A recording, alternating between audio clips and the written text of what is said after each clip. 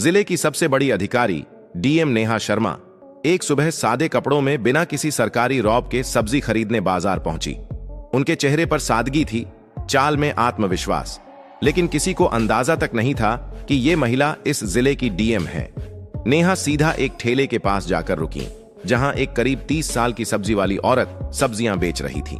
नेहा ने मुस्कुराकर उससे सब्जियों के दाम पूछे ही थे कि तभी एक छोटा बच्चा दौड़ता हुआ आया और उस औरत से लिपटकर बोला, मम्मी मुझे स्कूल छोड़ दो ना, लेट हो रहा है, नहीं तो टीचर डांटेंगे। सब्जी वाली बोली, बेटा थोड़ी देर रुक जा, मैं पहले इनको सब्जी दे दूं, फिर तुझे छोड़ने चलेंगे। बच्चा जिद करता रहा, नहीं मम्मी अभी चलो ना प्लीज, बहुत देर हो गई है। यह सब देखकर डीएम नेहा शर्मा का दिल पसीज गया। वो मुस्कुराकर बोली, आप बच्चे को स्कूल छोड़ आइए, मैं आपकी दुकान संभालती हूं। सब्जी वाली थोड़ी हिचकिचाई, पर नेहा के भरोसे भरे लहजे ने उसे हिम्मत दी। उसने कहा, ठीक है बहन, मैं जल्दी लौट आऊंगी। और फिर वो अपने बेटे को लेकर स्कूल की ओर निकल गई। इधर नेहा ठेले पर खड़ी थी, चारों ओर के माहौल को गौर से देख रही थी। तभी एक मोटरसाइकिल ठेले के पास आकर रुकी। उस पर बैठा इंस्पेक्टर आदित्य वर्मा था। उसने उतरते ही थोड़ा तंज में कहा, तू कब से यहां सब्जियां बेचने लगी? यहां तो एक औरत हुआ करती थी, वो कहां गई? नेहा कुछ कहती, उससे पहले ही वह सब्जी वाली औरत वापस लौट आई। इंस्पेक्टर को देखकर उसके चेहरे पर घबराहट छा गई। झुककर बोली, क्या चाहिए आपको इंस्पेक्टर साहब? जो मन हो ले लीजिए। इंस्पेक्टर ने बेजा हुक्म दिया, आधा किलो टमाटर दे, 1 किलो भिंडी और आधा किलो परवल भी देना। औरत ने बिना कुछ कहे जल्दी जल्दी सब्जियां तौल दी। इंस्पेक्टर बिना एक भी पैसा दिए मोटरसाइकिल पर बैठा और चलता बना। यह सब देख नेहा शर्मा स्तब्ध रह गईं। कुछ पल खामोशी में बीते, फिर उन्होंने सब्जी वाली से पूछा, बहन उसने पैसे क्यों नहीं दिए? आपने उससे कुछ कहा क्यों नहीं? औरत की आंखों में मजबूरी साफ दिख रही थी। धीमे स्वर में बोली, बहन क्या कहूं, यह इंस्पेक्टर रोज ऐसे ही सब्जियां ले जाता है। जब कुछ बोलती हूं तो धमकाता है, कहता है मुझसे पैसे लेगी, अभी तेरे ठेले को उठवा दूंगा। मुझे डर लगता है, अगर ठेला चला गया तो घर कैसे चलेगा, मेरे बच्चे क्या खाएंगे, इसलिए चुपचाप दे देती हूं। यह सुनकर डीएम नेहा शर्मा के चेहरे का रंग बदल गया। अंदर तक हिल गईं वो। उन्हें यकीन नहीं हो रहा था कि कानून के रक्षक खुद कानून का मजाक उड़ा रहे हैं। उन्होंने गंभीर स्वर में कहा, बहन अब ऐसा नहीं होगा, मैं अब आपके साथ हूं। इंसाफ दिलाना मेरा फर्ज है। आप एक काम कीजिए, मेरा नंबर लीजिए। कल जब आप ठेला लगाएंगी तो आप नहीं, मैं वहां रहूंगी। आप घर पर आराम कीजिए, बाकी मैं देख लूंगी कि वो इंस्पेक्टर पैसे देता है या नहीं, और अगर नहीं देता तो मैं उसे कानून की ताकत दिखाकर ही रहूंगी। औरत की आंखों में आंसू थे, लेकिन पहली बार उसमें राहत और उम्मीद झलक रही थी। अगली सुबह नेहा शर्मा ने एक गांव की औरत का भेष बनाया। ना कोई मेकअप, ना कोई पहचान। साधारण साड़ी पहने, सिर पर पल्लू रखे वो ठेले पर आ खड़ी हुई। ठेले पर ढेर सारी सब्जियां सजाई गईं। सब कुछ तैयार था। कुछ ही देर में वही इंस्पेक्टर आदित्य वर्मा अपनी मोटरसाइकिल पर वहां पहुंचा। इंस्पेक्टर आदित्य वर्मा ने अपनी मोटरसाइकिल ठेले के पास लगाई और घूरते हुए बोला, क्या बात है, आज फिर तुम यहां? वैसे तुम उसकी क्या लगती हो? कल भी तुम यहीं थी और आज भी। नेहा शर्मा, जो अब भी गांव की एक आम महिला के रूप में खड़ी थीं, धीरे से बोली, मैं उसकी बहन हूं, इसलिए आज उसकी जगह ठेला संभाल रही हूं। इंस्पेक्टर ने घिनौनी मुस्कान के साथ कहा, तो तुम तो अपनी बहन से भी ज्यादा खूबसूरत निकली, बहुत प्यारी लग रही हो आज। फिर आंखों से उसे ऊपर से नीचे तक देखता रहा और बेहूदे लहजे में बोला, वैसे छोड़ो ये सब, मुझे 1 किलो टमाटर चाहिए और साथ में थोड़ा धनिया और मिर्च भी दे देना। नेहा ने बिना कोई प्रतिक्रिया दिए सब्जियां तौली और चुपचाप उसके हाथ में दे दी। जैसे ही इंस्पेक्टर सब्जियां लेकर पलटने लगा और मोटरसाइकिल स्टार्ट की, नेहा ने सख्त आवाज में कहा, रुकिए, आपने अभी तक सब्जियों के पैसे नहीं दिए, सब्जियों के पैसे दीजिए, ऐसे नहीं चलेगा। इंस्पेक्टर झुंझलाकर बोला, कौन से पैसे? मैं तो रोज फ्री में लेता हूं, अपनी बहन से पूछ लेना, वो तो कुछ नहीं कहती, और तुम ज्यादा जुबान मत चलाओ मेरे सामने। वो फिर से जाने लगा। तभी नेहा ने तेजी से कहा, आप मेरी बहन से चाहे जैसे लेते हो, लेकिन मुझसे नहीं। सब्जियों के पैसे देने होंगे, हमें भी पैसे खर्च करके ही ये सब्जी लानी पड़ती है, और अगर हम एक दिन सब्जी न बेचें तो हमारे घर का चूल्हा नहीं जलता। आप जैसे लोग फ्री में सब्जी ले जाकर हमारे पेट पर लात मारते हैं। इतना सुनना था कि इंस्पेक्टर का घमंड भड़क उठा। उसने गुस्से में आकर एक जोरदार थप्पड़ नेहा के गाल पर जड़ दिया। नेहा लड़खड़ाई, लेकिन खुद को संभाल लिया। आंखों में आंसू थे, लेकिन आत्मसम्मान अब और चुप रहने को तैयार नहीं था। नेहा ने कांपती आवाज में कहा, आपने एक महिला पर हाथ उठाकर बहुत बड़ी गलती की है, इसका अंजाम भुगतना पड़ेगा आपको।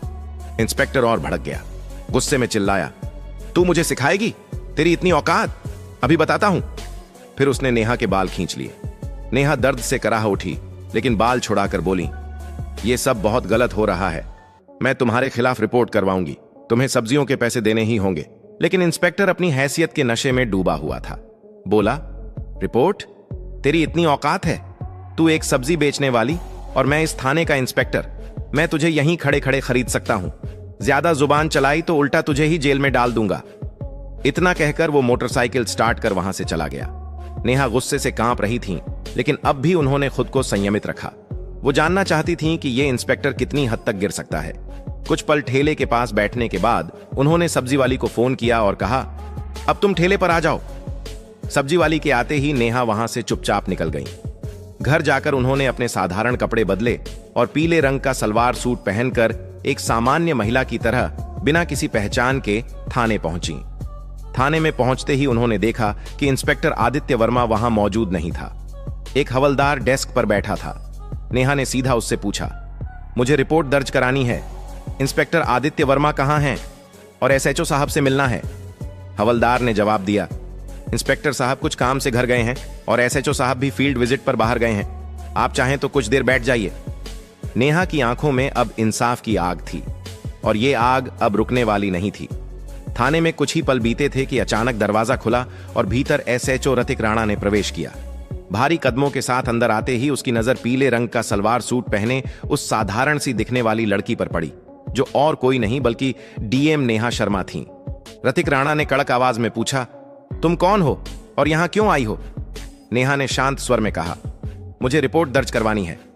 यह सुनकर रतिक राणा व्यंग्य में मुस्कुराया और बोला, रिपोर्ट करवानी है तो पहले कुछ खर्चा पानी लाया है? यहां रिपोर्ट दर्ज कराने के लिए 10 से 20 हजार लगते हैं। लाई हो तो निकालो फटाफट, फिर लिखवाता हूं तुम्हारी रिपोर्ट। यह सुनते ही नेहा शर्मा का चेहरा सख्त हो गया। उन्होंने गंभीर स्वर में कहा, किस बात का पैसा? रिपोर्ट दर्ज करवाने के लिए कोई शुल्क नहीं लगता। आप रिश्वत क्यों मांग रहे हैं? रतिक राणा हंसते हुए बोला, तुम्हें किसने कहा कि मुफ्त में रिपोर्ट होती है? यहां जो भी आता है अपनी मर्जी से पैसे देता है और अगर नहीं देगा तो उसकी रिपोर्ट नहीं लिखी जाएगी। अब तुम्हारी मर्जी है। नेहा ने गहरी सांस ली, फिर बोली, ठीक है, लीजिए 10,000 रुपए, अब रिपोर्ट लिखिए। पैसे लेते ही आर्तिक राणा ने पूछा, बताओ किसके खिलाफ रिपोर्ट है? नेहा ने गंभीर होकर कहा, इंस्पेक्टर आदित्य वर्मा के खिलाफ। उन्होंने एक सब्जी बेचने वाली औरत से बदतमीजी की। रोज उसके ठेले से बिना पैसे के सब्जियां उठाते हैं और जब मैंने विरोध किया तो मुझ पर हाथ उठाया। मैं इस पर सख्त कानूनी कार्रवाई चाहती हूं। रतिक राणा का चेहरा स्याह पड़ गया। घबराहट उसके चेहरे पर साफ दिख रही थी। उसने हकलाते हुए कहा, वो तो हमारे थाने के सीनियर इंस्पेक्टर हैं और वैसे भी अगर कोई फ्री में सामान दे दे तो इसमें क्या गलत है? हम पुलिस वाले हैं, थोड़ा बहुत चलता है। नेहा अब सब समझ चुकी थी। यह सिस्टम अंदर से सड़ चुका था। ये केवल वर्दी नहीं, गरीबों की मजबूरी का सौदा कर रहे थे। उन्होंने कुछ नहीं कहा, बस चुपचाप थाने से निकल गईं। लेकिन उनकी आंखों में अब एक आग जल चुकी थी। अगले दिन सुबह डीएम नेहा शर्मा वर्दी पहनकर गाड़ी से सीधे उसी थाने में पहुंची। साथ में उनके सरकारी गार्ड्स भी थे। थाने के गेट पर वर्दी में उन्हें देखकर सारा स्टाफ हक्का बक्का रह गया। अंदर घुसते ही इंस्पेक्टर आदित्य वर्मा और एसएचओ रतिक राणा दोनों मौजूद थे। दोनों के चेहरे पर हवाइयां उड़ गईं जब उन्होंने सामने उसी लड़की को देखा जिसे उन्होंने अपमानित किया था। लेकिन आज वो आम औरत नहीं थी, बल्कि जिले की डीएम थी। घबराए हुए दोनों एक साथ बोले, आप कौन हैं और ये वर्दी क्यों पहनी है? नेहा की आंखें अब एक अधिकारी की गरिमा से चमक रही थीं। उन्होंने गंभीर स्वर में कहा, वर्दी नहीं दिख रही? मैं हूं इस जिले की डीएम नेहा शर्मा और मैं अब सब जान चुकी हूं कि इस थाने में किस तरह गरीबों को धमकाया जाता है, उनसे पैसे ऐंठे जाते हैं और कानून के नाम पर अत्याचार किया जाता है। दोनों के पांव तले जमीन खिसक गई। घबराहट में उनकी आवाज कांपने लगी। मैडम, ये क्या कह रही हैं आप? अगर आप वाकई डीएम हैं तो हमें कोई आईडी दिखाइए। नेहा ने बिना एक शब्द कहे अपने बैग से सरकारी पहचान पत्र निकाला और आर्तिक राणा के सामने रख दिया। आईडी देखकर रतिक राणा के हाथ कांपने लगे। उसके चेहरे से सारा रंग उड़ गया। तुरंत हाथ जोड़ते हुए नीचे झुक गया। माफ कर दीजिए मैडम, मुझे नहीं पता था कि आप डीएम मैडम हैं। मुझसे बहुत बड़ी गलती हो गई। पीछे खड़ा इंस्पेक्टर आदित्य वर्मा भी अब तक घबराया हुआ था। वह भी हाथ जोड़कर बोला, मैडम जी माफ कर दीजिए, जो हुआ गलती में हुआ, आगे से कभी नहीं होगा। दोनों अधिकारी अब शर्मिंदगी में सिर झुकाए खड़े थे। लेकिन डीएम नेहा शर्मा की आवाज में अब कोई नरमी नहीं थी। उन्होंने कठोर स्वर में कहा, आज से तुम दोनों सस्पेंड हो। वर्दी पहनकर तुमने क्या किया है उसका हिसाब अब कानून करेगा। इस जिले में अब गरीबों का अपमान नहीं होगा, ना ही वर्दी की आड़ में लूटपाट। फिर उन्होंने पीछे खड़े स्टाफ को निर्देश दिया, इन दोनों को तत्काल प्रभाव से निलंबित किया जाए और इनके खिलाफ विभागीय जांच शुरू हो। पूरा थाना अब खामोश था। डीएम नेहा शर्मा ने एक बार फिर साबित कर दिया था कि वर्दी सिर्फ ताकत नहीं, जिम्मेदारी का प्रतीक होती है। डीएम नेहा शर्मा ने कड़े स्वर में दोनों अफसरों की ओर देखा और बोली, तुम दोनों माफी के लायक नहीं हो। आज जो तुमने किया है वो एक अधिकारी नहीं, एक अपराधी करता है। अगर मैं तुम्हें माफ कर दूंगी तो तुम फिर वही हरकतें करोगे, फिर किसी गरीब को कुचलोगे, फिर किसी मासूम की आवाज दबाओगे। इतना कहकर वो आगे बढ़ने लगी, लेकिन तभी इंस्पेक्टर आदित्य वर्मा और एसएचओ रतिक राणा दोनों उनके पैरों में गिर गए। आंखों में पश्चाताप और चेहरे पर शर्म साफ झलक रही थी। मैडम, आप बिल्कुल सही कह रही हैं, हम वाकई माफी के लायक नहीं, रतिक राणा बोला। लेकिन एक आखिरी मौका दीजिए, हम सच में बदल जाएंगे। आज के बाद किसी गरीब को नहीं सताएंगे, किसी से फालतू पैसे नहीं लेंगे और हर फरियादी की इज्जत करेंगे। आदित्य वर्मा ने भी सिर झुकाकर कहा, हमें माफ कर दीजिए मैडम, वादा करते हैं कि दोबारा ऐसी गलती नहीं होगी, और अगर हो भी गई तो आप हमें सस्पेंड नहीं, सीधे जेल भेज देना। नेहा शर्मा कुछ देर चुप रहीं। उनकी आंखें दोनों की नम आंखों और डरे हुए चेहरे पर टिक गईं। फिर उन्होंने गहरी सांस ली और गंभीर स्वर में बोली, ठीक है, मैं तुम्हें माफ कर रही हूं, लेकिन यह आखिरी मौका है। अगली बार अगर किसी भी गरीब की आवाज मुझ तक पहुंची, अगर फिर किसी ने कहा कि थाने में अन्याय हुआ है, तो मैं तुम दोनों को सिर्फ सस्पेंड नहीं, सलाखों के पीछे डालूंगी, और इस बार कोई माफी नहीं होगी। दोनों अफसरों ने सिर झुका लिया। उनका आत्मसम्मान चूर चूर हो चुका था, लेकिन अब उनमें सुधार की एक सच्ची झलक थी। नेहा शर्मा ने थाने से बाहर निकलते वक्त एक नजर पूरे स्टाफ पर डाली और बोली, पुलिस की वर्दी डराने के लिए नहीं, भरोसा देने के लिए होती है। इस वर्दी की इज्जत तभी होगी जब इसे पहनने वाले खुद इज्जत देना सीखेंगे। डीएम के जाते ही पूरे थाने में सन्नाटा छा गया। सबके चेहरों पर शर्म और सोच की लकीरें थीं। उस दिन के बाद पूरा थाना जैसे बदल गया। अब न कोई रिश्वत लेता था, न किसी गरीब की आवाज दबाई जाती थी। हर फरियादी की बात सुनी जाती, रिपोर्ट बिना पैसों के दर्ज होती और सड़क से बाजार तक हर जगह पुलिस लोगों की मदद करती नजर आने लगी।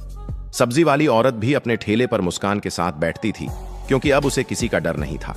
ये कहानी हमें सिखाती है कि हिम्मत और ईमानदारी से बड़ी कोई ताकत नहीं होती। अगर किसी पद पर बैठा व्यक्ति अन्याय करता है तो उसकी वर्दी नहीं, उसके कर्म बोलते हैं। और जब सच बोलने वाला उठ खड़ा होता है तो पूरा सिस्टम बदल सकता है। अगर आपको यह वीडियो पसंद आया हो तो एक लाइक जरूर करें। गरीबों की आवाज को और लोगों तक पहुंचाने के लिए शेयर करें, और ऐसी ही कहानियों के लिए हमारे चैनल मशकूर वॉइस को सब्सक्राइब करना ना भूलें। धन्यवाद।